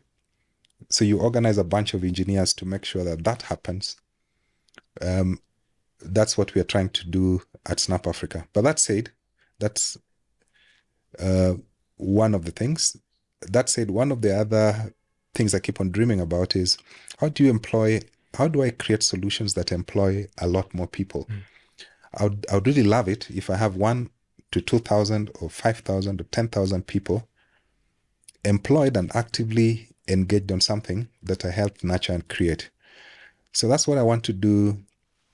I'm focusing my energy. There's a couple of ideas. I can't talk about them now. There's a couple of ideas that, kind of just beginning to get the structure of that should allow that dream to happen. When that happens, then I think that would have been a responsible life and a virtuous life. And a good life. I like that. Yeah. I like Yeah. that. Yeah. Physically, how are you doing? Is this post physio? Yeah. Post the back injury. Yeah. So, after the back injury, I still have to keep on with physio, but less regularly. Initially, I was doing it 2 times a day. Physio in the morning, hydrotherapy in the evening. So now I'm getting back to a bit more intentional yoga type exercises. I've gotten back to hiking. I can't hike with load yet. I can't do very steep hills yet, but I'm getting that activity going. I'll begin to tease cycling, but I've been warned it's a little dangerous. So I used to love cycling. So that looks like I may have to abandon that. So physically, I think I'm at 95%, which is not bad. Yeah, That's good. Yeah. In the course of your career, how active have you been, and how, if at all, and how has it helped you? Yeah, so I've always hiked. So all the Rurimeras, I've been up Mount Kenya severally. Kili? I've not done Kili, unfortunately. And I think I've been relatively fit because initially I used to pant going up Elephant Hill for those who've hiked. Mm-hmm. But I think nowadays, at some point before I got unwell, I was able to Elephant Hill 10:30 a.m. kind of chasing Kinangop. Wow. Yeah. So as most people are stopping at Elephant Hill, I was fit enough to get to the next bits where you kind of just crawl. Kinangop 1, Kinangop 2, as you're going up Table Mountains, all those. Satima is one of my favorite places. I used to cycle a lot. I think every week I was doing 100 kilometers. Once in a while my friends would come. We cycle to Kajiado and back. So physically, I think I've been fit. What I think I did wrong must have been a weight-related thing. I think I was downloading a plow or something, because I also farm a little. And I must have messed it and didn't notice. Yeah. Yes, I think physically I'm not bad. Good place. Yeah. But I think even right now, probably I've sat for too long. It's just that discipline of every hour you stand up, stretch. Every hour you stand up, stretch. Because sitting is worse than even carrying weights, it seems. Yep. Huh? Yeah. Because you're compressing the discs. Yeah. Okay. Then we can sort of begin to wrap up For with sure. some few questions. What's the relationship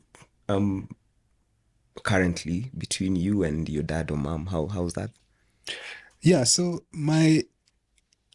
I chatted with my mom yesterday, and yeah, I think particularly when I was unwell, she's so concerned about me and calling me literally, how are you doing? Yeah, yeah. So that's really nice. So I think with my mom, we've even gotten closer when I got unwell. Yeah, with my dad, it's a bit more distant. When did I chat with him last? I think that was maybe 5 days ago. Yeah, but we don't chat too much. But when we chat, we kind of chat. We know we know we know where we've reached. Yeah. Okay. Yeah. And still remaining in that space of family. And then we could do this for the next hour. Any lessons from you as a father and you as a husband that you think are really, really important at this point of your life for someone to hear? Yes, I think one, kids grow really quickly. I don't believe my kids are as big as they are. But one thing I've always enjoyed is driving them to school and picking them. So with all the crazy schedules, I think 90% of the time it's me who's picked them and dropped them from school daily in a lot of cases. Maybe with the exception of when I was in Uganda. Yeah. So, and those little chats allow you to know how the kids are doing, to have conversations about their friends, about their school, hear jokes about their teachers, what they think about some of their teachers. Sometimes we get onto, some quite educational content, and you find yourself explaining something a little more thoroughly. So I think those moments are really nice. That's as a father. As a spouse, I think the lesson is just being there for each other. If you assume that you can assume, you can reach a state in a relationship where you assume, see, we woke up together and we know each other and stuff. So it's intentionally just creating those avenues to have conversation, hang out. There's some things you love doing earlier on together. Just making sure that you attempt to do those things again. Because sometimes things change, but they change so slowly, and then suddenly they're so far apart. Yeah, so when they're changing, you may not realize they're changing, but if you did a hard comparison, there could be a very big difference to how things were and how they are. Yeah, so I think, just intentionally creating time, I think that's good. Going out, have a movie together, travel out together, take a walk together, exercise together. I think that would be something really nice. Yeah. Okay. Fantastic. A bird. Yeah. A bird. Is that what you're on? Look at that. Is there a particular bird that you find so fascinating that you'd wish, a lot of people, knew? It's probably a rare one. It could be a common one. Personally, I wouldn't know. First of all, how many species are there in Kenya? How many birds? 700 and? No, in Kenya there's 1,000, around 150. Oh, wow. The best bird watchers in Kenya have seen around 900. There's one or two guys who've written books. They're very old now. They've probably seen around 1,000. And then there's me and my friend. We are at around 990. So we are right at the top there. And back to your question. So there are 10,000 birds in the world, maybe 10,000. around 10,000. So Kenya has a tenth of the global bird life, which is impressive. Kenya is the top bird watching destination in Africa. Yeah, security, variety of habitats, because there's forests, there's lakes, there's deserts. Different birds live in different areas. So my favorite, back to your question, I think I love forest birds. So there's 2-3 birds that are related, kind of similar. They're called wattle eyes. They've got wattles around their eyes. So there is a yellow-bellied wattle eye. There is Jameson's wattle eye. There is a brown-throated wattle eye. There's a couple of those wattle eyes. But yellow-bellied wattle eye is, I think, my favorite. It's a really tiny bird. And in the forest, the calls it makes is really, really cool. Yeah, if I had my apps on, I would have played the calls. Yeah, but it's really, really cool. Oh, it's a beautiful bird. Oh, you've seen it? Yeah. Yeah. So yellow-bellied wattle eye. So in Kakamega Forest, there's around 100 birds. Kakamega Forest and South Nandi Forest. There's around 100 birds that you're not going to find anywhere else. Well, maybe I've exaggerated, maybe 70. But going into Kakamega Forest, going into South Nandi Forest, the birds you're going to see in that forest are astonishing. They're birds that whistle like human beings. Blue-shouldered robin-chat. There's one called a snowy-headed robin-chat. There's a red-capped robin-chat. When they're whistling, you think there's somebody in the forest. Yeah, you'll be like, who else is there? They can imitate, most of them can imitate 40 other birds. So sometimes you hear it, you don't know which bird is calling because it's doing imitations. Yeah, so I love wattle eyes. Wattle eyes are astonishing.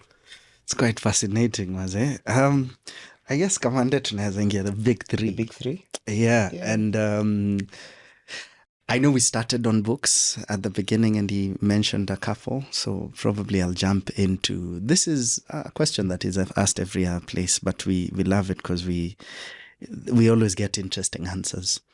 In this very moment, and this answer could change in a couple of hours, it could have been different yesterday, but in this very moment, if you were to have dinner with at least 3 people that you'd really relish to just have a chat with, dead or alive, who would these people be? And why? I feel like this is biased already. We talked so much about Stoics. Yeah, I think meeting Heraclitus, that would be something. The guy of you can never walk the same river twice.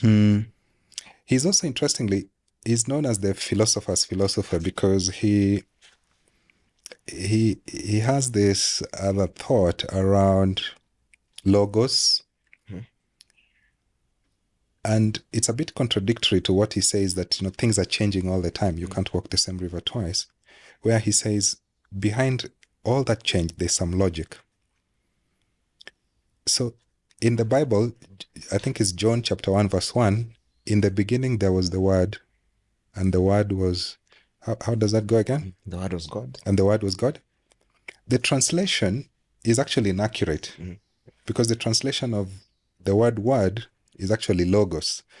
In the beginning there was logos, and logos was with God. So that's really interesting because I think that guy was just seeing the world in a slightly different perspective.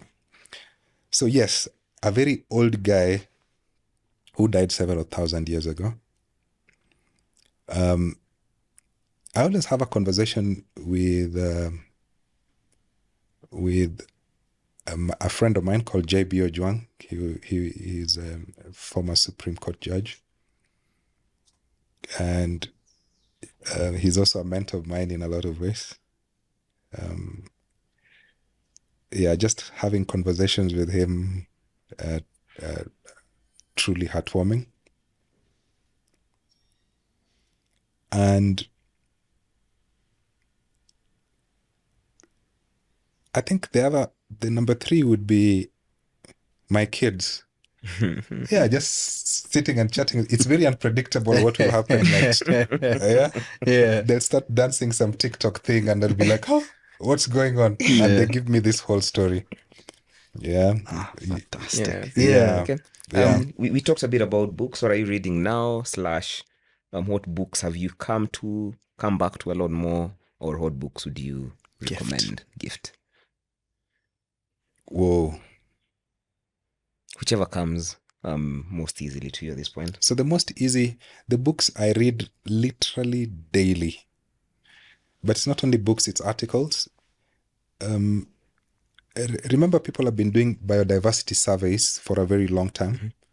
So when the colonialists came in, they were really cataloging everything they'd seen and found everywhere. For good purposes, for bad purposes, who knows. So there's a biodiversity heritage library online where you can find very old stories. And they're astonishing. You'll find a story about when somebody went to Mombasa, what they saw first and what their opinions were.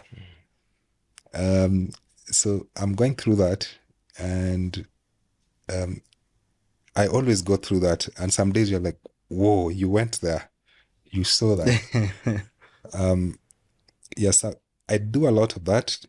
And then checklists. These are just books that are made to help you reference different species by different experts. So both birds, mammals, trees. There's a beautiful book right now I'm reading on trees of Uganda, plantation trees of Uganda. It was funded, I think, by the Swedish government. It's quite a beautiful book. And one of the things that I'm kind of working at the back of my mind is the indigenous knowledge linked to those books. So one day I was walking in Homa Bay and I found this beautiful tree that I haven't seen before. And no one knew what it was, but I found this old man and he told me, oh, this one, it's called Omusaja. But I'm like, you're joking. Omusaja is Ugandan for a man or whatever it is. And he was so happy he was speaking Luo. But I was like, no, that's not Luo. That's a different language. But he's a really old man, and as far as concerned, he was speaking perfect Luo. The scientific name of that is Sapium ellipticum. So I think that's what I'm doing now. I'm kind of just going through these catalogs of knowledge that have been collected and that no one or very few people will ever read, but which are so exciting because they show the way things were. In a way that no one else would be able to show. So that's what I'm doing now. So it's really hard to point at one exact book or the other. Mm-hmm. But Epictetus, I'm always referring back. I love that. It's almost like my Stoic Bible. Mm-hmm. So I always go back to Epictetus. Because I think there's always that inner fight in me on I always have to calm myself down, and the knowledge that you're only in control of your thoughts, your emotions, and your reactions. And if you're admiring something, you'll just be tormented. So always have to calm myself down that you're just in control of your thoughts. And so reading Epictetus is nice. And maybe that's my best recommended gift I would give anyone. Okay, fantastic. Amazing. Quote? Last but not least, for sure. We always set it up in a really cool way, but it's a really simple question. But let me set it up. The setup is you're in front of billions of humans, mostly Africans. And knowing that a majority standing there in the audience is African, and the leaders next to you on the podium are African greats, you being one of them, they give a chance to speak to the Mandelas and the rest. And on this very occasion, you won't get the chance to speak, but on your shirt, there's a message you've intentionally printed. So it could be a quote, it could be a thing you want the African masses to remember, or just humanity. What would that statement be? I think it says, you are not a victim, you are a tower in yourself. Yeah, I think that's what it says. Yeah. We'll take it. Thank you very much. Thank you so much, Victor. Oh, wow. May you continue to live the good life. Yeah, I've talked a lot more than I always talk. Yeah. Oh, thank you very much for your words. Thank you so much for the honor of speaking to us and teaching us all these things, and hopefully a lot more people will learn. The challenge is on, Maze, out here working to live a responsible life. A responsible life. Yeah, a virtuous life. A virtuous life, as Yes, always. sir. Yeah. So thank you so much. We really appreciate you, and we wish you joy, happiness, and everything that comes with that. A calm mind. Yeah, same to you guys. Asante. I think this is excellent stuff you're doing. Thank you very Thank much. you so much. That means a lot. Thank you very, very much. Yeah, na kwa watazamaji, wasikizaji, you who's listening or watching this, thank you so much for reaching. This is probably 2 hours and 15 minutes. Yeah, so thank you so much for journeying with us for 2 hours and 15 minutes. We really, really appreciate you, and hopefully you can learn a thing or two. If you're here, please recommend the podcast. Linktree, the podcast is there.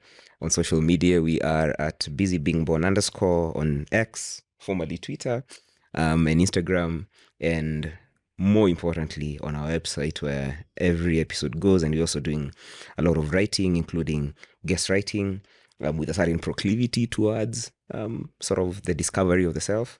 You can find that at busybingborn.africa. Africa. Ladies and gentlemen, thank you very much for your time. As always, you know how we kick it when we are closing. What do we say, Kamande? If you're not busy being born, then you're probably busy not leaving. Kamade. Kigodu. Peace. Peace. Oh, wow.